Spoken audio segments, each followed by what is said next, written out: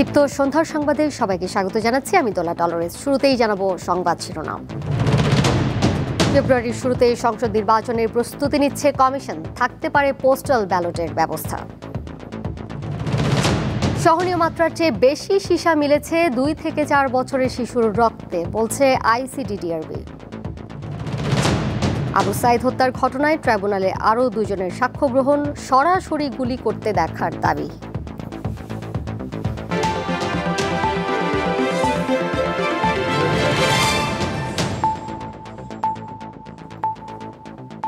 ফেব্রুয়ারির প্রথমার্ধে জাতীয় সংসদ নির্বাচন আয়োজনের প্রস্তুতি নিচ্ছে নির্বাচন কমিশন।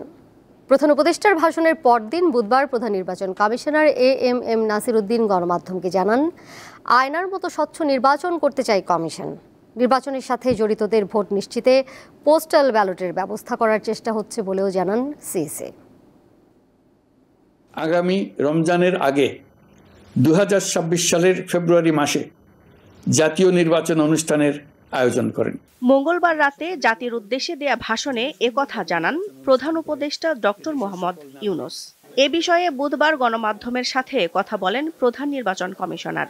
শিগগিরই প্রধান উপদেষ্টার চিঠি পাবেন এমন আশা জানিয়ে তিনি বলেন, আগের 3 বারের মতো নয়, আয়নার মতো স্বচ্ছ নির্বাচন করতে চায় কমিশন।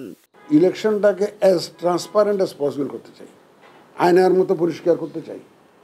মানে মানুষ দেখুক, বিশ্ববাসী দেখুক যে আমাদের আন্তরিকতার, আমাদের চেষ্টার কোনো ঘাটতি আছে কিনা, এটা দেখুক। আমরা সেটা চাই, লুকাইয়া কোনো কাজ করতে চাই না।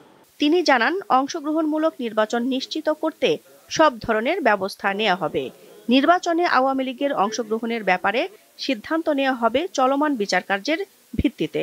কথার মধ্যে আমরা তো বুঝতে পারি যে খুব দ্রুতই চিঠিটা আমাদের কাছে পাঠিয়ে দেবেন, আমরা বিশ্বাস করি সেটা। আমাদের ফেব্রুয়ারিতে নির্বাচন করার জন্য বিভিন্ন চ্যালেঞ্জ থাকা সত্ত্বেও আমরা কিন্তু আমাদের প্রস্তুতি এগিয়ে নিচ্ছি। ইনশাল্লাহ আমাদের কোনো প্রস্তুতিতে ঘাটতি হবে না।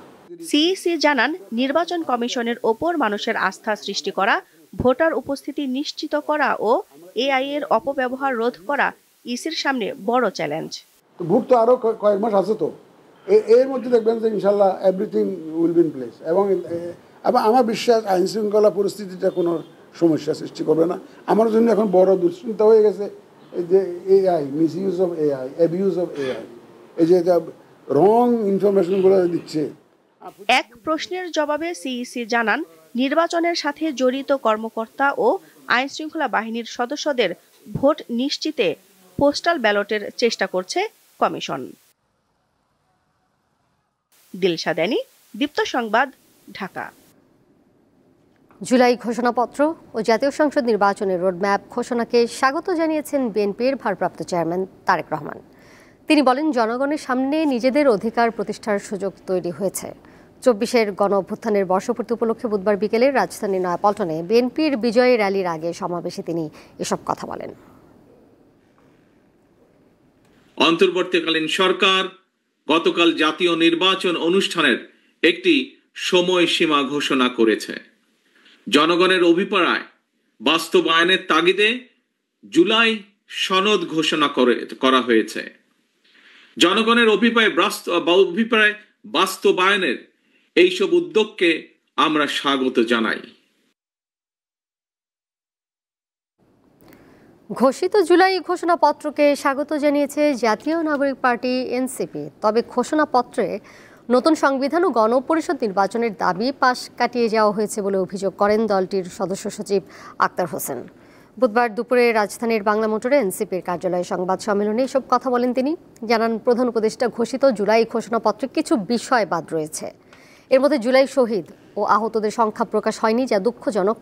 জাতীয় নির্বাচনের আগে লেভেল প্লেইং ফিল্ড এবং মাঠ প্রশাসনের কার্যকারিতা নিশ্চিতের তাগিদ দেন তিনি। জুলাই সনদে যে সংস্কারগুলোর বিষয়ে রাজনৈতিক দলগুলোর ঐক্যমত্য তৈরি হয়েছে এবং কমিশন সিদ্ধান্ত গ্রহণ করেছে, সেই সব সংস্কারের বিষয়বস্তুকে অন্তর্বর্তীকালীন সরকারের সময়কাল থেকেই বাস্তবায়ন করতে হবে। সরকার যে সময়সীমার মধ্যে নির্বাচন আয়োজন করতে চায় তাতে আমাদের আপত্তির কোনো জায়গা নেই।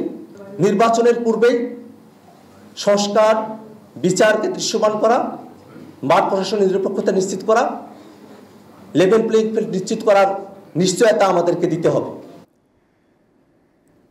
দেশে 2 থেকে 4 বছর বয়সী শিশুদের শরীরে সহনীয় মাত্রার চেয়ে বেশি সীসার উপস্থিতি পাওয়া গেছে। এই সীসার বিক্রিয়া থেকে শিশুর পরিপূর্ণ বিকাশ বাধাগ্রস্ত হচ্ছে। বুধবার আন্তর্জাতিক উদরাময় গবেষণা কেন্দ্র ICDDRBর গবেষণা ফলাফলে এসব তথ্য জানানো হয়। বিশ্বজুড়ে সীসা দূষণে আক্রান্ত দেশের তালিকায় বাংলাদেশ চতুর্থ। প্রায় 3,60,00,000 শিশু রক্তে উচ্চ মাত্রার সীসা নিয়ে জীবন ধারণ করছে। বুধবার আন্তর্জাতিক উদরাময় গবেষণা কেন্দ্র ICDDRBতে বাংলাদেশে সীসা দূষণ প্রতিরোধ অগ্রগতি ও চ্যালেঞ্জ নিয়ে আলোচনা সভায় এই তথ্য জানানো হয়। আলোচনা সভায় জানানো হয় 2 থেকে 4 বছর বয়সী 98% শিশুর রক্তে উচ্চ মাত্রার সীসার উপস্থিতি রয়েছে। বস্তিবাসীর মধ্যে এটি বেশি। 2 থেকে 4 বছরের যে বাচ্চা যারা এখন বড় হচ্ছে, যাদের এখন বুদ্ধি বিকাশের সময়, সেই বাচ্চাদের সবার শরীরেই অনেক বেশি মাত্রার সীসা ছিল।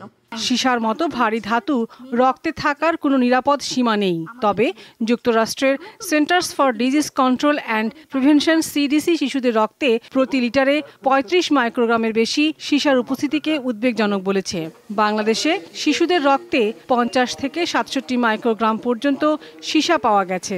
বিভিন্ন ধরনের এনভায়রনমেন্টাল স্যাম্পল, আমরা যেসব স্পাইস ইউজ করি, যেগুলা খাই, এটা চাল হতে পারে, এটা পানি হতে পারে, এটা হতে পারে সয়েল হইতে পারে, এটা যত ধরনের ইউটেন্সিল যেটা হাউসহোল্ড ইউজ করতে পারে সবগুলো আমরা টেস্ট করার পরে আমরা পাই যে টিনে যেটা হচ্ছে সীসা দিয়ে ঝালাই করে ইউজ করে মুড়ি চাল রাখা হয়। তারপরে হচ্ছে গর্ভবতী অবস্থায় পোড়া মাটি খাই অনেক সময়, ভমিটিং টেন্ডেন্সি বা অন্যান্য ইয়ের কারণে, এবং হচ্ছে হলুদ। গবেষণা বলছে উচ্চ মাত্রা সীসার উপস্থিতি শিশু ও গর্ভবতী নারীদের মারাত্মক স্বাস্থ্য ঝুঁকিতে ফেলছে। যারা নাকি খর্বকায় বা স্টান্টিংয়ে ভুগছে তাদের মধ্যে আপনার সীসার পরিমাণ সবচাইতে বেশি। ব্রেনে এটার ব্যাপারে আমরা সবচেয়ে বেশি চিন্তিত। তারপরে আপনারা আরও জেনেছেন যে এই মুহূর্তে গোটা পৃথিবীতে 55 লক্ষ লোক তারা মারা যাচ্ছে বিকজ অফ হার্ট ডিজিজ। কেমন? এবং এই হার্ট ডিজিজের সঙ্গে আপনার সীসা যুক্ত। তিনি জানান কলকারখানা, প্রসাধনী, ব্যাটারি, হলুদ ও রান্নার পাত্র সহ বিভিন্ন উৎস থেকে এই সীসা পাওয়া যায়। লাবণী গুহ, দীপ্ত সংবাদ, ঢাকা। বৈষম্য বিরোধী ছাত্র আন্দোলনে রংপুরের আবু সাইদকে লক্ষ্য করে 2 জন পুলিশকে গুলি করতে দেখার কথা ট্রাইব্যুনালকে জানিয়েছে 2 সাক্ষী। বুধবার আন্দোলনকারী এক শিক্ষার্থী ও NTVর রংপুর প্রতিনিধি সাক্ষ্য দেন। আন্তর্জাতিক অপরাধ ট্রাইব্যুনাল 1-এ সাক্ষ্য দেন তারা। সাবেক প্রধানমন্ত্রী শেখ হাসিনা সহ 3 জনের বিরুদ্ধে যৌথ দায় হিসেবে মানবতা বিরোধী অপরাধের 5টি অভিযোগ আনা হয়, যার মধ্যে আছে রংপুরের বেগম রোকেয়া বিশ্ববিদ্যালয়ের শিক্ষার্থী আবু সাইদ হত্যা। ট্রাইব্যুনালের শুনানিতে রোকেয়া বিশ্ববিদ্যালয়ের আন্দোলনকারী এক শিক্ষার্থী দাবি করেছেন আবু সাইদকে 2 জন পুলিশের গুলি করার দৃশ্য নিজে দেখেছেন তিনি। জবানবন্দিতে ওই সাক্ষী দাবি করেন ঘটনার দিন বিশ্ববিদ্যালয়ের 1 নম্বর গেটে অবস্থানরত 2 জন পুলিশ সদস্য সরাসরি আবু সাইদকে গুলি করে।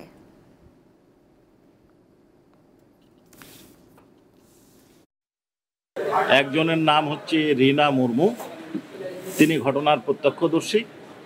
অপর একজন হচ্ছেন NTVর সাংবাদিক মইনুল হক সাহেব। উনি আবু সাইদের যে হত্যাকাণ্ড, জুলাই বিপ্লবের প্রথম শহীদ, সেই হত্যাকাণ্ডের সরাসরি সম্প্রচার লাইভ টিভিতে হয়েছিলেন। তিনি তার বর্ণনাকারী।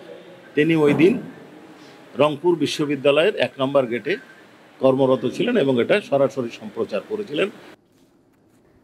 বার্জার লাক্সারি সিল্ক আয়োজিত মালদ্বীপ ওয়েডিং ড্রিমস প্রদর্শিত হলো ঢাকার উত্তরা সিনেপ্লেক্সে। ব্যতিক্রমী উদ্যোগটি গ্রাহকদের সঙ্গে সম্পর্ক সুদৃঢ় করবে বলে মনে করে বাজার কর্তৃপক্ষ। মালদ্বীপের ধারণ করা ওই আলোকচিত্রগুলো আগামী 8, 15 এবং 22 আগস্ট রাত 9:30টায় দীপ্ত টিভিতে সম্প্রচার করা হবে। সময়, বাজেট অথবা উপযুক্ত আয়োজনের অভাবে অনেক দম্পতির জীবনেই বিয়ের ফটোশুটের স্বপ্ন অধরা থেকে যায়। এতে বাকি জীবন অনেকেই সে আফসোস নিয়ে কাটায়। তাদের স্বপ্নকে পূর্ণতা দিতে গত বিয়ের মৌসুমে বার্জার লাক্সারি সিল্ক একটি ব্যতিক্রমধর্মী ক্যাম্পেইনের উদ্যোগ নেয়। সেই লক্ষ্যে নির্বাচিত দম্পতিদের জন্য মালদ্বীপের নয়নাভিরাম প্রাকৃতিক সৌন্দর্যের পটভূমিতে একটি স্বপ্নময় বিয়ের ফটোশুট আয়োজন করা হয়, যা ছিল তাদের জন্য সেকেন্ড চান্স। অর্থাৎ পুনরায় সেই মধুর মুহূর্তটি ধারণ করে রাখার দারুণ সুযোগ। বিশ্বাস হচ্ছে না, কারণ হচ্ছে আমরা বিয়ের পরে হানিমুনে তখনও যাইনি। আচ্ছা, মনে হচ্ছিল যে ইউনিভার্স এটা অ্যারেঞ্জ করে দিয়েছে। মালদ্বীপে যাওয়া একটা স্বপ্ন ছিল, তো বার্জারের সাথে যেতে পেরে মানে এটা একটা কি বলবো যে একটা once in a lifetime. আমাদের যখন প্রেমের শুরু তখন আমি ওকে বলতাম যে এরকম একটা আছে আইল্যান্ড আছে গ্রিন কালারের ওয়াটার, যেতে হবে মালদ্বীপ। কেন? কারণ এটা কিছুদিন পর ডুবে যাবে। বার্জার লাক্সারি সিল্কের ব্র্যান্ড অ্যাম্বাসেডর বিদ্যা সিনহা মিম, খ্যাতনামা চলচ্চিত্র নির্মাতা অমিতাভ রেজা চৌধুরী এবং জনপ্রিয় সঙ্গীত শিল্পী পার্থ বড়ুয়ার মতো সেরা তারকাদের নিয়ে গঠিত জুরি বোর্ডের সদস্যরা ফটোশুটের 5 জন সৌভাগ্যবান দম্পতিকে বাছাই করেন। যে 5টা কাপল ছিল তাদের ছবিগুলো অসাধারণ। আপনারটা দেখে কেমন লেগেছে? আমারটা তো তাও সবসময় দেখে অভ্যস্ত, কিন্তু ডেফিনেটলি এখানে অন্যরকম গ্ল্যাম শুট অ্যান্ড সানসেটেরটা আমার কাছে বেশি পছন্দ। কিন্তু আমরা ঘুরে ফিরে হয়তো কিছু কিছু বিষয়ের অনেক বেশি ব্যস্ত থাকি, আমাদের সামনে রাস্তাগুলো খোলে না। তো এটা একটা নতুন রাস্তা। আমার মনে হয় যে যারা আজকে দেখতে এসেছেন তারা একটা নতুন অভিজ্ঞতা নিয়ে ফেরত যেতে পারে। ক্যাম্পেইনটির সাফল্য উদযাপনে সম্প্রতি উত্তরার প্রাণকেন্দ্রে অবস্থিত স্টার সিনেপ্লেক্সে একটি জমকালো গ্র্যান্ড প্রিমিয়ারের আয়োজন করা হয়। প্রিমিয়ারে মালদ্বীপের ফটোশুটের সেই জাদুকরী অভিজ্ঞতার প্রতিচ্ছবি বড় পর্দায় আরও জীবন্ত হয়ে ওঠে, যা উপস্থিত সবার মাঝে মুগ্ধতা ছড়ায়। মানুষের জীবনে, কনজিউমারদের জীবনে আমরা ইম্পর্টেন্ট দিনগুলোর কথা ভাবি, তো ওয়েডিংটা তো একটা ভীষণ ইম্পর্টেন্ট একটা দিন সবার জন্য যারা বিয়ে করার ডিসিশন নেয়। কিন্তু সেই সময়টায় আমার মনে হয় ধরে রাখাটা দ্যাটস এ লাক্সারি মেমোরি। ওই আইডিয়া থেকে মনে হয়ে এসেছে। দর্শক চাইলে দীপ্ত প্লে এবং দীপ্ত টিভির অফিসিয়াল ইউটিউব চ্যানেলেও দেখতে পারবেন এই ফটোশুট। দীপ্ত নিউজ ডেস্ক। পরের প্রসঙ্গে যাচ্ছি। নোয়াখালীতে সড়ক দুর্ঘটনায় লক্ষ্মীপুরের একই পরিবারের 7 জন নিহত হয়েছেন। ভোরে নোয়াখালীর বেগমগঞ্জে লক্ষ্মীপুর ঢাকা আঞ্চলিক মহাসড়কের পাশে মাইক্রোবাস খালে পড়ে দুর্ঘটনা ঘটে। এই ঘটনায় এলাকায় শোকের ছায়া নেমে এসেছে। এছাড়া সড়ক দুর্ঘটনায় সুনামগঞ্জে 2 জন এবং চট্টগ্রামে 1 জন নিহত হয়েছেন। 3 বছর পর ওমান থেকে দেশে ফিরেছেন বাহারউদ্দিন। তাকে আনতে রাতে পরিবারের 12 সদস্য ঢাকায় বিমানবন্দরে যান। সেখান থেকে ফেরার পথে বুধবার সকালে নোয়াখালীর বেগমগঞ্জের চন্দ্রগঞ্জ পূর্ববাজার এলাকায় নিয়ন্ত্রণ হারিয়ে খালে পড়ে যায় মাইক্রোবাসটি।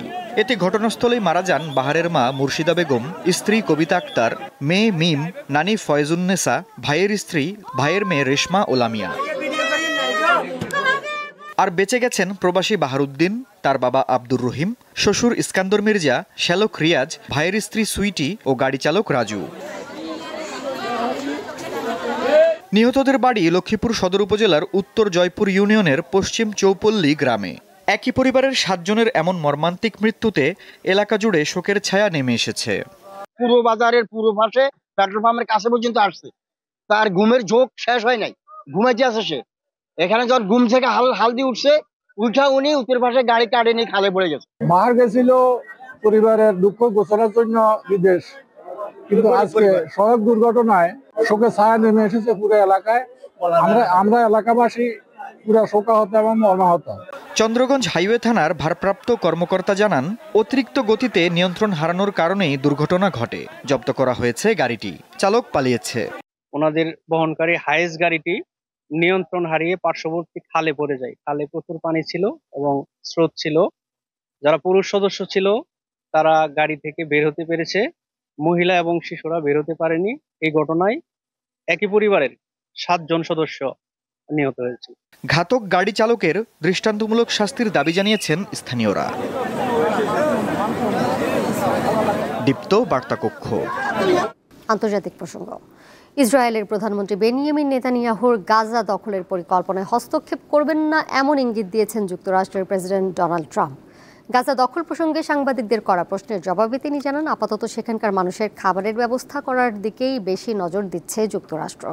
এর বাইরে সবকিছু ইসরায়েলের উপর নির্ভর করছে। এদিকে গাজায় এখনও অব্যাহত রয়েছে ইসরায়েলি নারকীয়তা। ত্রাণ সংগ্রহ করতে গিয়ে আইডিএফের গুলিতে নির্মমভাবে প্রাণ হারিয়েছে আরও অন্তত 36 ফিলিস্তিনি। ফিলিস্তিন প্রশাসনের তথ্য মতে প্রতিদিন মাত্র ৮৬টি ত্রাণবাহী ট্রাক উপত্যকায় প্রবেশ করতে দিচ্ছে ইসরায়েল, যা পুরো গাজাবাসীর খাবারের চাহিদার মাত্র ১৪%।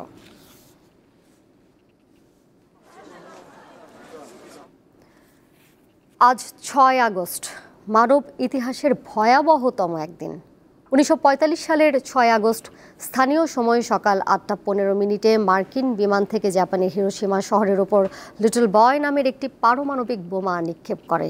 হিরোশিমায় হামলায় অন্তত ১,৪০,০০০ মানুষ প্রাণ হারান তাৎক্ষণিক বিস্ফোরণ, আগুনের গোলা ও পরবর্তী বিকিরণের কারণে। এর ঠিক ৩ দিন পর ৯ আগস্ট নাগাসাকিতে দ্বিতীয় পারমাণবিক বোমা হামলায় আরও অন্তত ৭৪,০০০ মানুষ নিহত হন। সেই পারমাণবিক হামলার ৮০ বছর পূর্তি পালন করছে জাপান। রয়টার্সের এক প্রতিবেদনে বলা হয়, সেই সময়ের কথা স্মরণ করে বুধবার সকালে ১ মিনিটের নীরবতা পালন করা হয়। পরে নিহতদের স্মরণে নির্মিত স্মারকস্তম্ভে পুষ্পার্ঘ্য অর্পণ করেন দেশটির নাগরিকরা।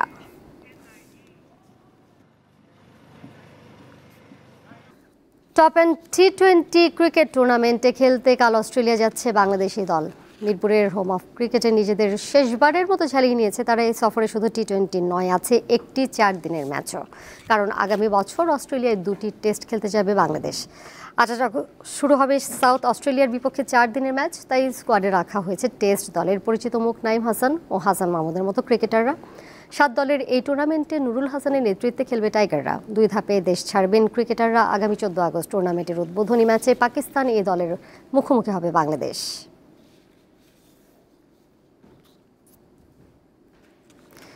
শেষ করব দীপ্ত সন্ধ্যার সংবাদ, যাবার আগে শিরোনামগুলো জানিয়ে দেব আরও একবার। ফেব্রুয়ারির শুরুতে সংসদ নির্বাচনের প্রস্তুতি নিচ্ছে কমিশন, থাকতে পারে পোস্টাল ব্যালটের ব্যবস্থা। সহনীয় মাত্রার চেয়ে বেশি সীসা মিলেছে 2 থেকে 4 বছরের শিশুর রক্তে, বলছে ICDDRB।